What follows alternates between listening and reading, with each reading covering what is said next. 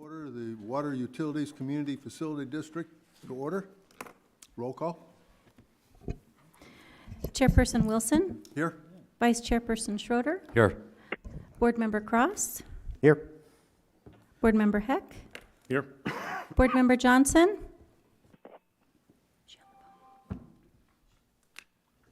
She acknowledged that she was on the phone earlier. She might be on mute. Board Member Nesser, Present. Board Member Soller. Here. Thank you. You have a quorum. Okay, approval of minutes for January 17th meeting? Mr. Chairman, Yes. I move that the minutes of the January 17th, 2023 meeting be approved. Second. Moved and seconded. Roll call. Board Member Nesser, Yes. Board Member Johnson. She might be on mute. Board Member Cross, Yes. Board Member Heck, Yes. Board Member Soller, Yes. Vice Chairman Schroeder, Yes. Chairman Wilson. Yes. Motion passes. I guess we need to check to make sure we're not on mute for her, so she's hearing us. Yeah, I know earlier she could hear us, and I could hear her right before the meeting started, so I will, I'll reach out to her. Okay. District Manager's Report. No report, Your Honor. Okay. District Director's Report. Good evening, Chairman of the Board, members of the Water District Board. Just a quick update on where we're at on construction of Ironwood. It's been closed down for about a month now.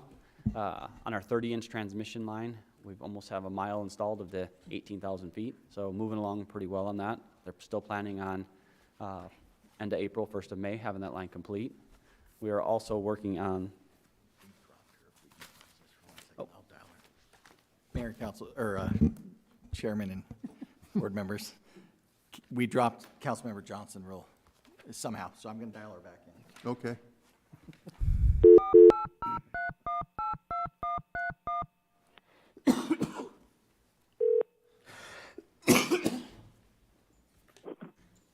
Hello, this is Bambi. Okay. We can hear you now. Okay. So she is here, so we'll put her down as present now. Okay. So as I was stating earlier on our Ironwood water main project, we have a 30-inch transmission line in, roughly 4,500 feet, which is almost a mile, and we have about 4 miles to finish there at that location. So moving along.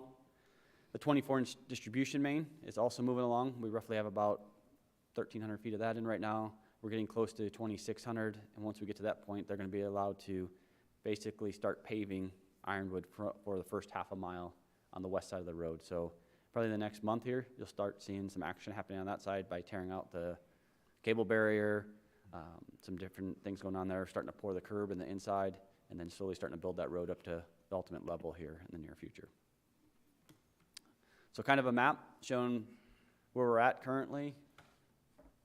Here's where this dark blue line is how much they finish each day, each week. So we're roughly in this location. They've added a second crew that started at the water campus, is headed north right now. So this is an additional line. And they'll add a third crew here at the end of the month also to keep this project moving along at the pace they want to. So this light blue line is a 24-inch line that they keep installing out there also. And they're trying to get to this red diamond spot, which is the half a mile, which is Salina Road right there. Any questions on the pipeline progress so far? So again, these are just big trenches out there. We're looking roughly 14 feet deep. Top of main's about 8 feet. So pretty deep construction, compaction out there, so no, the road won't settle in the future, but moving along pretty well with this project. Our next project is 3.2 million gallon storage tank that you guys have seen. So this is the rectangular box out there that we have. All the green that's highlighted here is what's complete. So we have a couple sections that are left.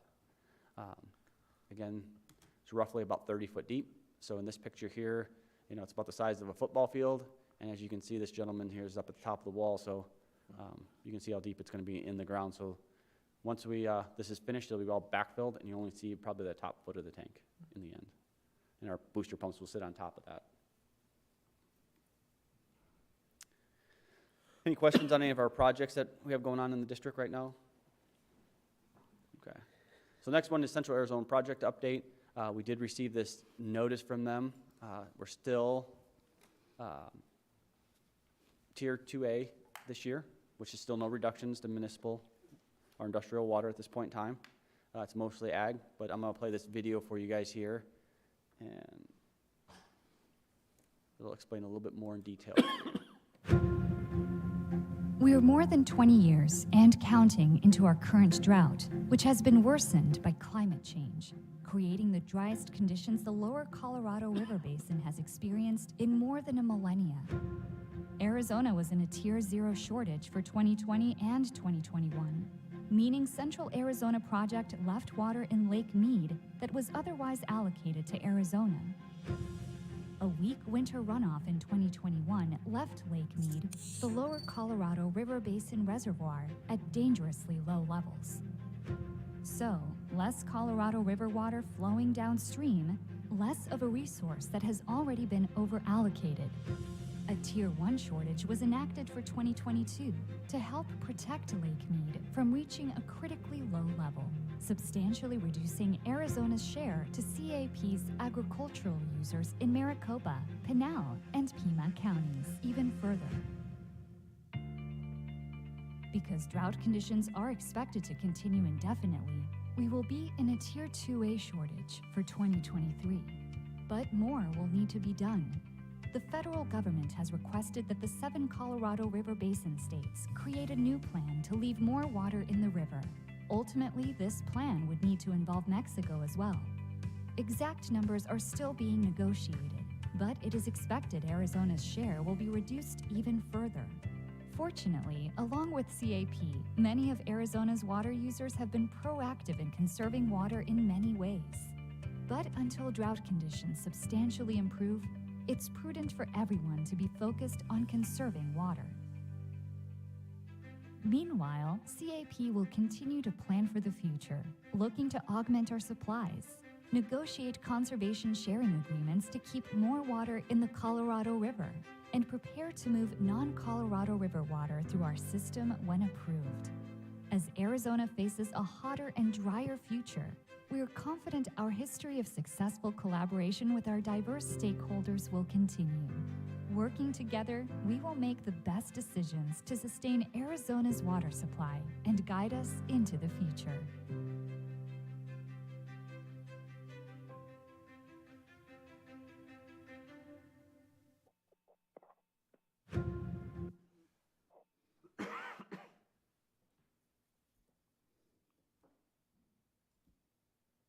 Okay, just a couple quick notes on that. They mentioned 6 states or 7 states working on an agreement. 6 states have worked on that agreement and submitted it to the federal government. We could not get California to come to the table, but I believe recently they are starting to make their way to the table, understanding that this is critical for all of us. It's not just critical for the initial 6 states, even though they have senior rights. Everybody should take a little reduction.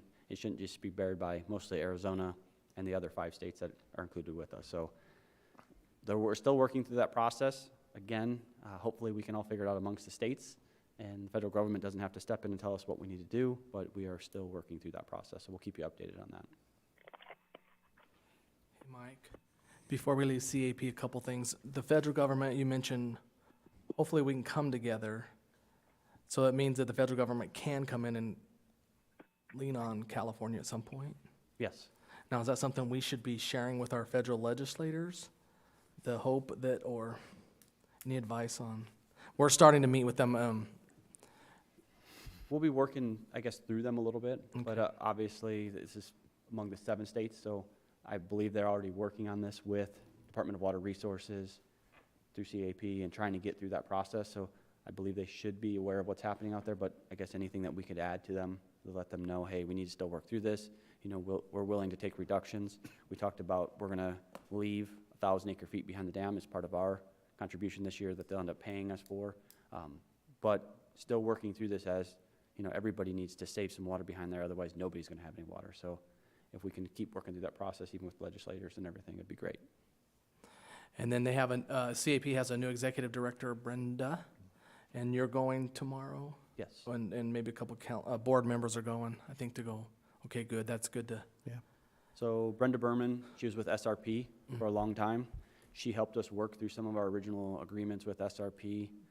And then she went on to the federal government for a little while, working for the Department of Interior. and then she came back out here as a consultant, and now she is the head of CAP as the general manager for them. So we've worked with her quite a bit in the past, so it'd be nice just to get out there, show our faces again, introduce ourselves. She's aware we're out here in Apache Junction, so congratulations to her for her new position. Did I hear you say that we are, I'll say, giving back the 1,000 square, or not square, excuse me, 1,000 Acre feet. Yes. acre feet? Yeah, thank you. I want to say square foot, no. So we're going to be leaving that behind the dam, yes. Okay. And in exchange, they're paying us for water conservation as part of that, and then we're going to end up purchasing our effluent credits from the water district of that 1,000 acre feet. So we're really not losing any of our water. We're still going to be whole in the end of what we're doing there. Question? Yes. So why is it that California is exerting all this extra pressure and not cooperating at all regarding the Colorado River when, you know, they don't share as much of it coming through their actual state that we have? I mean, that thing completely goes through our state before it even touches their state. Yes, but this goes back to the agreements on how the CAP canal was built to come through Arizona. California was already receiving Colorado River water at that point in time. They did not want anybody else to have any. And part of our negotiations is we would have junior rights and they would have senior rights. So they would have zero reductions before anybody else. Everybody else would have to have reductions before they would get there. Unfortunately, right now, we finally got to the stage where everybody needs to start taking cutbacks, but they're still claiming we should take zero because we have senior rights over everybody out there because we were using it first. The other states are now taking a stance against California because we've all grown up. California was made much bigger than the other 6 states at that time and could push their weight around. And now we're stepping back up to the plate saying, this was decided 100 years ago. Water supplies, water demand is different now. How do we manage it rather than, I have senior rights, too bad, and I don't have to lose anything. So we are working through that process. If I may, can I add to that? Yeah, these things were negotiated in the 20s and the 30s. And Arizona kind of stepped back. There was a senator who decided we didn't want to be part of this agreement, and that kind of stalled us for about 10 years. But it's unbalanced, as you have indicated, and to reverse those agreements, possibly litigation, but I don't see it. What could they possibly get? You know, it seems to me that the federal government obviously needs to step in and say, hey, listen, you know, everything's changed completely of how the Colorado River is used and how it needs to be used. You know, people's lives, businesses, and everything else depends on it. They have a whole ocean right in their front yard. We have nothing except a pretty sizable river. So, I don't know. It's frustrating when you see it happening. And there's, you know, our hands are tied because of antiquated agreements that were made back in the 20s, kind of like how our mining laws are antiquated and corporations from across the world can take advantage and rape and pillage our land and with very little consequence, with most of the proceeds going back to another country, not to this country. So anyways, off my soapbox. Question. Yes, sir. Population. California's population has declined greatly, and ours has increased greatly. Yeah. Do they look at that at all when they're making this stuff, or is it something we're going to have to get the federal government to step in? That's going to be part of it. Federal government's going to have to step in. And most of their water is not used for residential use. Right, It's exactly. all agricultural use. The big thing there is a lot of our vegetables here across the United States comes from the Southwest, Yuma, California. That's where a lot of our products come from. They need that water for irrigation to do some of those things, but where do you weigh crops versus people? You eventually has to come to that. So as we decline here, everybody needs a little step back because from 100 years ago and say, hey, we can shorten up or conserve water. You know, just like the city of Phoenix back in the day, the gallons per household per person used to be like 150 to 180, and they're down to 120, and they're using the same amount of water as we were 50 years ago as we are today because people have cut back and are using less water throughout the valley. So we've done a great job of conserving water here, so hopefully California's done the same, and they can return some of that water eventually.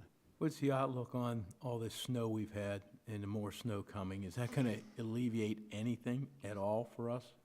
So it has helped. It's not going to alleviate everything. Right. SRP looks like they're on their way to fill up this year. which is good news, but that's here in Arizona, we get a lot of that. Colorado River is above average right now, the Colorado snowpack that's up there. We should get some water out of that this year. It'll slowly raise that up. But a lot of it was happening is it was so dry out there, it all went into the ground to start with, even though it rained a bunch. And finally, the ground's saturated now and is flowing off the mountains rather than absorbing into the ground. So hopefully it keeps going here the next few months and we keep getting additional snowpack and it slowly drains in there. And then hopefully next year or this summer we have a monsoon and follow up with the same amount. I think on average, if we get what we had to this year, it'd take 3 to 5 years to fill back up to where we need to be. But hopefully we can just keep moving forward with where we're at today. Yes, but conservation is the key. Yes.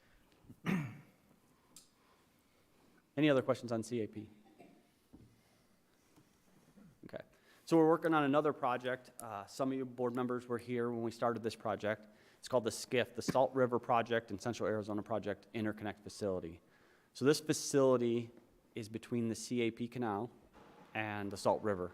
Currently, we can move water from Central Arizona Project to Salt River, but we cannot move it the other way at this point in time, which is critical here in the near future. We're looking at purchasing into or getting more water from Salt River Project, from their Verde project they're working on, the Bartlett Dam.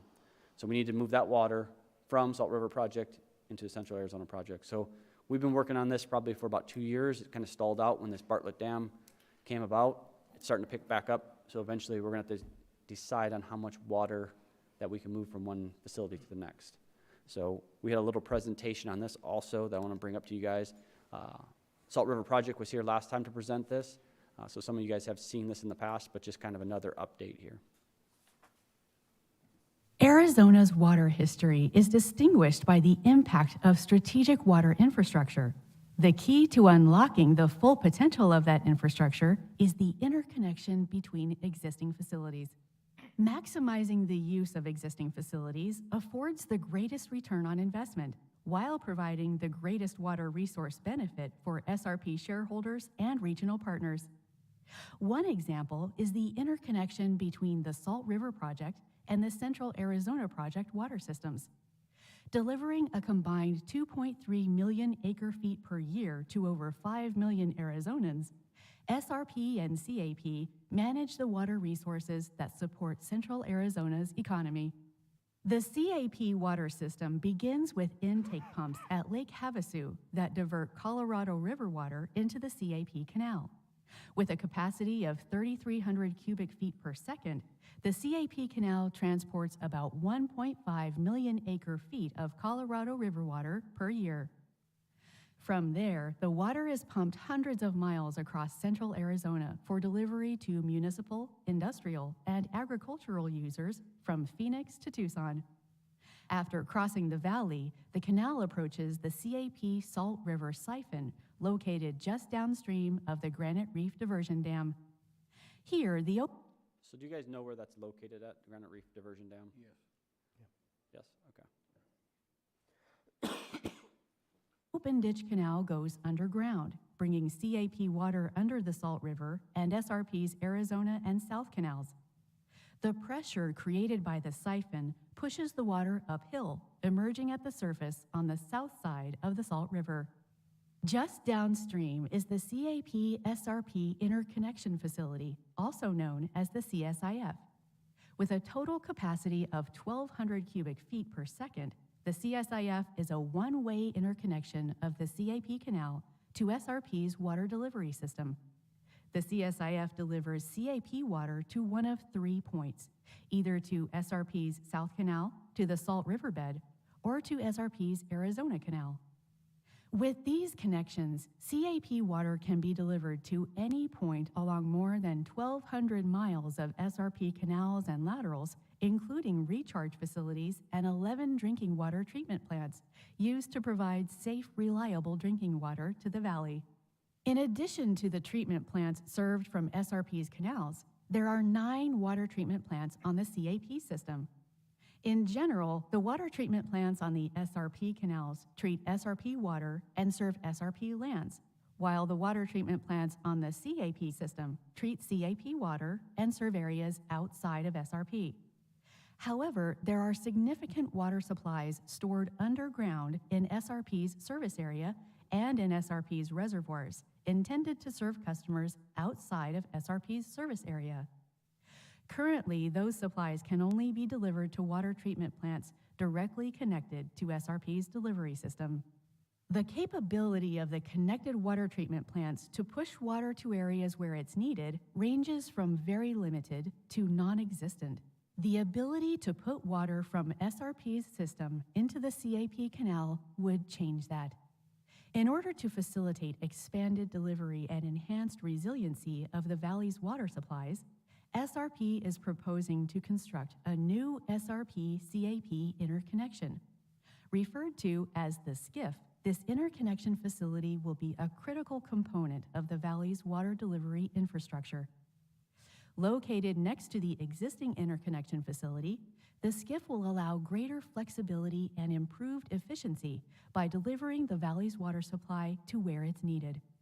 The facility will consist of a pumping station and a short length of underground pipe connecting SRP's South Canal to the CAP Canal. The SCIF can be used in a variety of ways to transport water without building extensive and costly additional infrastructure like pipelines and wells. For example, using the SCIF to deliver water held in the 304,000 acre-feet of storage capacity in the new conservation space at Roosevelt Lake eliminates the need for additional infrastructure to move this water outside of SRP's service area. NCS water stored here by Mesa, Tempe, Chandler, Scottsdale, Phoenix, and Glendale is intended for use outside of SRP's service area, but at present can only be delivered to those cities' SRP treatment plants. With the SCIF in place, Mesa, for example, could order its NCS water released from Roosevelt Lake, have it diverted through the SCIF, and use the CAP canal to directly deliver it to Mesa's CAP water treatment plant for use outside of SRP's water service area. The SCIF can provide the same access for water users located upstream of the interconnection. For example, Glendale could order its NCS water released from Roosevelt Lake to be diverted through the SCIF and delivered to the CAP canal, and in turn, take delivery of water from the CAP canal at its water treatment plant. This type of indirect delivery is possible without impacting other CAP deliveries and could even provide operational flexibility for the CAP during peak demand periods. The SCIF could be used in the same way for Phoenix's Gatewater and SRP CAP water exchange. But perhaps its greatest impact will be on the recovery of long-term storage credits stored within SRP's water service area. Most of the CAP water released to the SRP delivery system has been recharged into underground storage facilities operated by SRP. SRP manages 3 recharge facilities: the SRP Groundwater Savings Facility, the New River Agua Fria River Underground Storage Project, or NAUSP, and the Granite Reef Underground Storage Project, or GRUSP. Also located within SRP's boundaries are several other city-owned recharge projects. Altogether, over 1.8 million acre-feet of long-term storage credits are currently stored at these facilities. These credits are held by Valley Cities, the Arizona Water Banking Authority, the CAP, SRP, and others. When needed, these credits will be pumped from a well, ideally one located within the area where the water was stored. SRP has over 270 wells within its service area that are ideally located for recovering these long-term storage credits. But like the surface water stored in SRP's reservoirs, recovered well water can currently only be delivered using SRP's delivery system. That presents a problem, considering that the vast majority of these credits are intended to meet water needs outside of SRP's service area for future growth or for use during a Colorado River shortage. Here's how this SCIF can help. With the new interconnection in place, cities like Phoenix, with over 200,000 acre-feet of credits stored within SRP's service area, can arrange to use SRP's wells for recovery. One or more wells would pump Phoenix's stored water and deliver it to SRP customers in place of the SRP water they would normally receive. The SRP water would instead be diverted into the CAP canal using the skiff, allowing Phoenix to take delivery of an equal amount of water at their CAP water treatment plant. This same arrangement can be made with cities located outside of SRP's water service area. For example, Apache Junction has recharged CAP water at SRP's groundwater savings facility. In the future, they could use the skiff to obtain direct access to their stored water using SRP's wells capable of recovering water from the area where it was stored. Apache Junction would arrange to use SRP's wells for recovery. One or more of SRP's wells would pump the stored water and deliver it to SRP customers in place of the SRP water they would normally receive. That water would instead be diverted into the CAP canal using the skiff, which would flow down to Apache Junction's CAP water treatment plant. This same arrangement could also benefit future development in Queen Creek, the Santan Valley, Superstition Vistas, Goodyear, and Buckeye through the purchase of existing credits stored within SRP's boundaries, or for future storage and recovery of newly acquired water resources. Whether for recovery, direct or indirect delivery, the skiff offers valuable benefits, such as an infrastructure solution that serves the entire valley, and a secure water resource management tool that provides added resiliency for the valley's water supplies. Being prepared for both future growth and water supply shortages requires regional cooperation, just as it did to build both the Salt River Project and the CAP. Interconnections between water systems, like the skiff, are necessary to maximize efficiencies of existing infrastructure and facilitate flexible water delivery systems that can adapt to changing conditions. Arizona's water history is distinguished by the impact of strategic water infrastructure, and that remains true today. Arizona's future will require the same types of investment in water infrastructure to maintain dependable access to renewable supplies in increasingly uncertain times.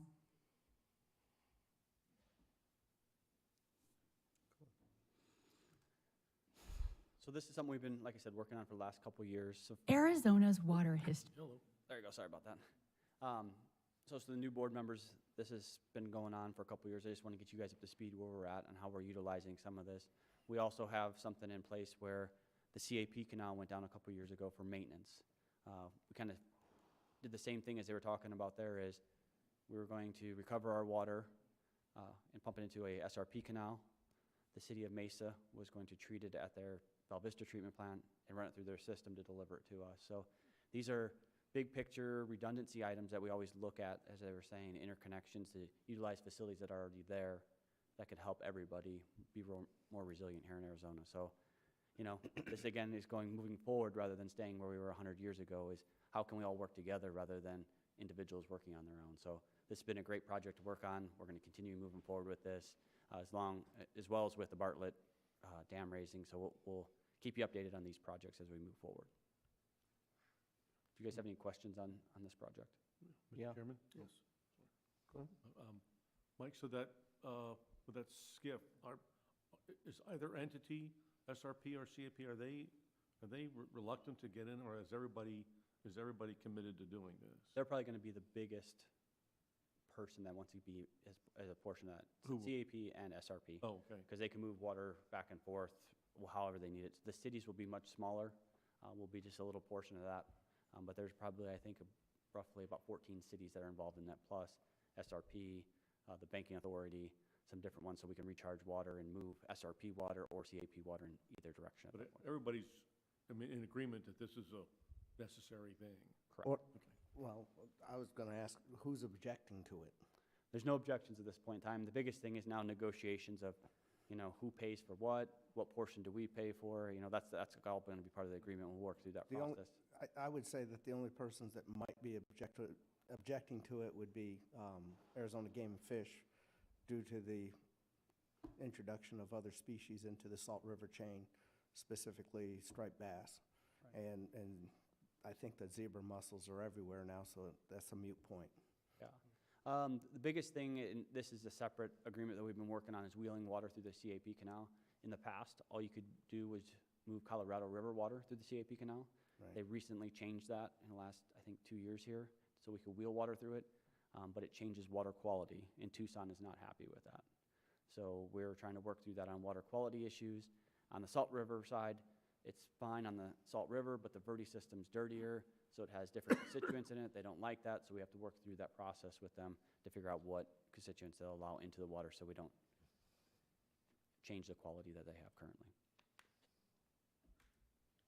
I have a curiosity question. Well, and, excuse me. In the presentation, why was Superstition Vistas identified as seemingly a separate entity outside of Apache Junction? Everybody else, all the other cities were named as, you know, their own cities, and then they called it Superstition We should Vistas. probably talk to them about that. My take on that is that this goes back to the early 2000s and that overarching plan that got in everybody's idea that Superstition Vistas was this area south and east of AJ. It is not, after the Great Recession and after all that happened, it's just not the case anymore. And I really hate that. Well, I shouldn't say hate is the word. What do I say, Matt? I really am careful because we have a subdivision on Cortez and Baseline. It's called Superstition Vista. D.R. Horton and Brookfield use interchangeably the name. Superstition Vista is a great name to just talk about the view of the superstitions as well, generally, right, Al? So communication is difficult, so we really work hard in helping folks know that, so we need to get with SRP and CAP and help them know that that's not what we refer to that area that's owned by state land. Yeah, I mean, it seems like it's Yeah. such a big presentation, like Yeah. it's a separate entity, government entity outside of all the other cities. Like it's gonna be its own new city. Yeah. Thank you. Yep. No, we'll work with them on it. Any other questions? Okay, so a quick update on Thursday, March 2nd, which is next week. We're going to be having our annual water festival. It's our 9th annual festival. We have some training this Thursday. If any of you guys want to volunteer, I know some have in the past to come out there to teach our 4th graders here in Apache Junction, Mesa, and Gold Canyon that all show up here. And we have one coming from Superior this year. So we'll be having this project, our festival. That day it'll be roughly 9 o'clock to 1 o'clock. And there's a registration link here, or we can provide that to you. But it's coming up. It's a great opportunity to get our younger kids the knowledge they need to conserve water. We talk about anything from the watershed to the water cycle to water conservation, and then underground wells and supplies that we receive. So we kind of go through the whole gamut of water supplies throughout that. They've already been taught that with their 4th grade science teachers, and we're going to be, I guess, reaffirming that in our water festival. We've been doing this over 9 years that I'm aware of here, and it's a really great opportunity for these kids. And the kids love it. They do. Any other questions? That's all I have tonight. Don't see any. Okay. District Treasurer's report. Our district treasurer's out sick today, so we're not going to have a report tonight. Okay. Mr. Chairman, I will say for Leslie, she was just going to point out that the comprehensive annual financial report is on the website, on the city's website, and that is also inclusive of the water district's audit. It's wrapped into the city's audit as well. So that is available for customers and residents alike to view on our website. Okay. Well, I will adjourn the meeting. Thank you.